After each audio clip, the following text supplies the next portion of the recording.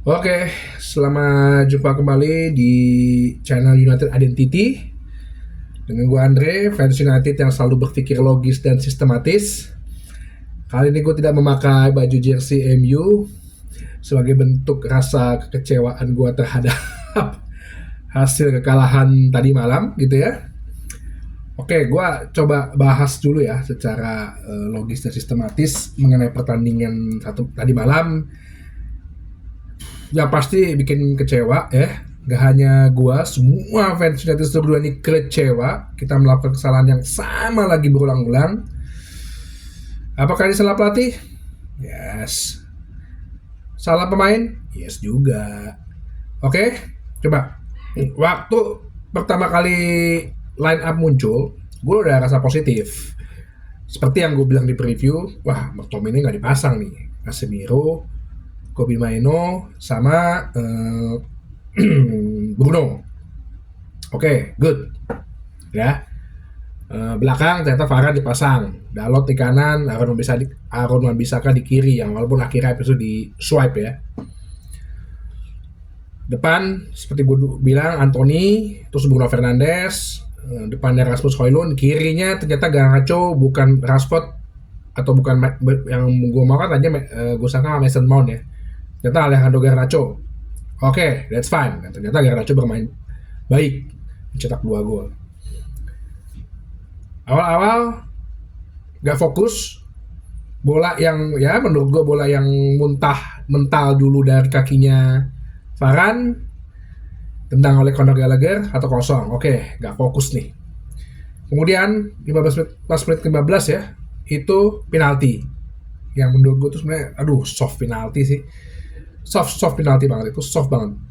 Itu kan sebenarnya gue sih ngeliat gini ya, kalau gue dari zaman tahun 90-an lihat Stamford Bridge itu kayak kan stadionnya agak lebih pendek ya. Setelah gue lihat juga dia tuh lebih pendek 45 meter dibandingin stadion-stadion yang ada di Inggris kayak stadion MU, stadion Wembley itu lebih pendek gitu. Jadi bermain bola-bola direct, bola-bola cepat itu cocok tuh di lapangan situ tuh, enak tuh. Makanya dulu Chelsea zamannya Jose Mourinho tuh menguasain banget Liga Inggris karena mereka bermain direct di situ. Jadi bola-bola cepat, bola-bola mengalir, nggak perlu banyak sentuhan, nggak perlu banyak apa ya istilahnya possession harus banyak passing itu nggak perlu gitu kalau main di Stamford Bridge. Oke, 2-0. Kemudian gue bilang kalau permainan bisa lebih membaik, menyerang terus, ini bisa dapat gol 2-1 aja, kita bisa menang. Kejadian, ya ada blunder dari Caicedo ya, yang salah umpan akhirnya dimanfaatkan oleh Garnacho 2-1. Gue bilang wah Lusul bisa nih kalau permainan dipertahankan. Dapat gol kedua Bruno, good. Semua berjalan seperti sama biasa. Menit ke 67 dapat gol. Gue pikir oke, kita harus perlu melakukan tekanan seperti ini lagi. At least kita selisih 2 gol dulu nih. Ya. Kita main serangan balik selisih 2 gol. Baik, oke. Semua berjalan baik. Menit ke 75 Casemiro diganti. Oke. Gue masih masuk akal. Kemungkinan Casemiro diganti itu adalah karena satu, mungkin dia baru cedera. Kedua, malah Casemiro lagi enak banget untuk menghadapi pertandingan lawan Liverpool. Tapi dia memasukkan McTominay yang duel bolanya aja kalah. Dia nggak bisa menjaga lini pertahanan, ya, dan suka terlalu maju, membuat kosong lagi Kobe Maino. Ini kan udah sering terjadi gitu loh. Kenapa diulang lagi sama Erik ten Hag? Ini yang gua dan berbagai tim itu kadang-kadang tuh nggak habis pikir gitu. Kenapa ya? Oke, terus apa namanya berjalan masih bagus. Si Garnacho diganti oleh Mason Mount, itu masih wajar karena Mason Mount tracking backnya bagus ya. Nah, karena tengah ini kosong ya, kita diserang terus nih, tapi kita tidak memanfaatkan untuk serangan balik, selalu nahan bola, malah berkutat-kutat di situ, passing kayak main sirkus Aduh, gue bilang ngapain sih? Kita cetak gol dulu aja satu. Akibatnya apa? Kalau sesuatu yang diserang terus, pasti akan timbul kesalahan individu. Itu kayaknya udah satu hukum alam bola kayaknya ya. Setiap tim yang selalu diserang terus, itu akan timbul satu aja kesalahan individu. Benar, kejadian lah Dalot yang nggak bisa dipasang di kiri, ternyata dipasang di kiri. Gue nggak tahu kenapa, karena emang kirinya kayaknya diserang, kanannya udah masuk Raheem Sterling kali atau segala macam.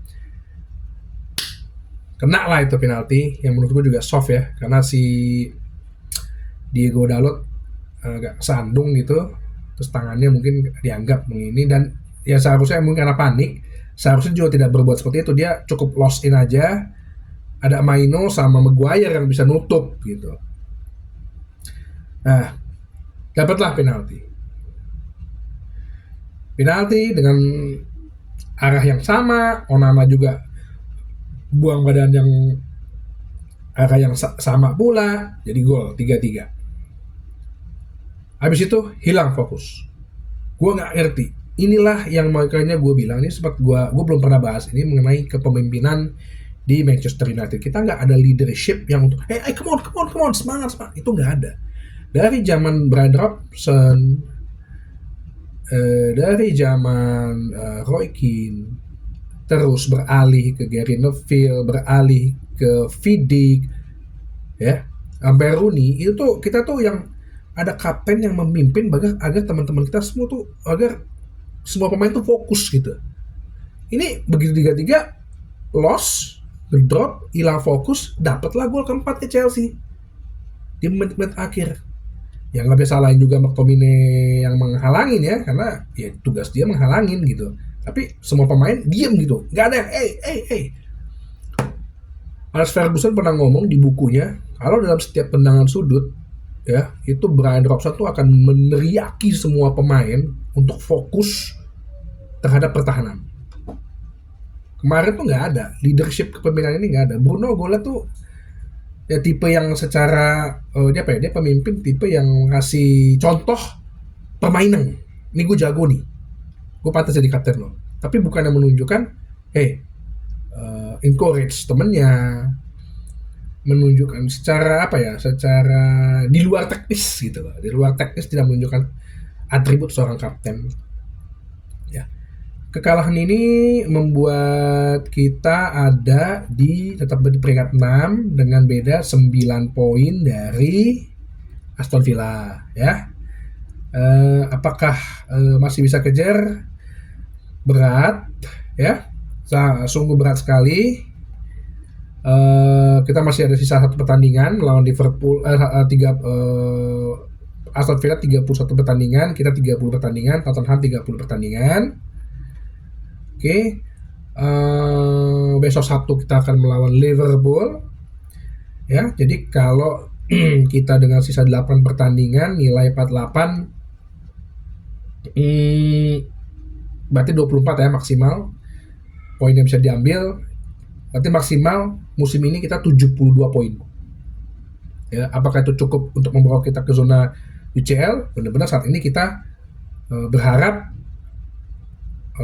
Tottenham atau Aston Villa itu ya kepleset gitu loh.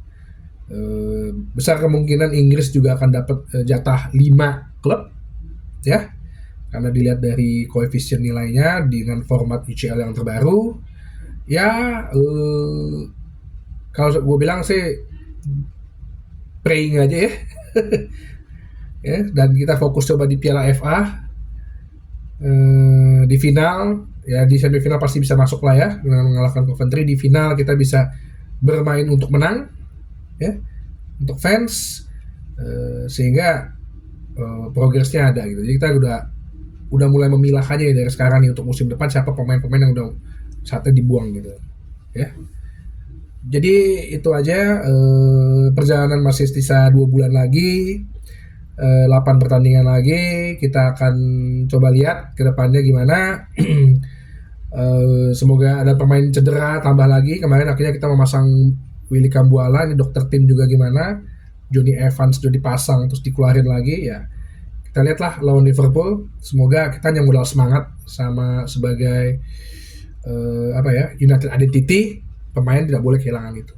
Oke, sampai jumpa lagi di bahasan berikutnya bersama saya Andre di channel United Identity, fans United yang selalu berpikir logis dan sistematis. Oke, see you.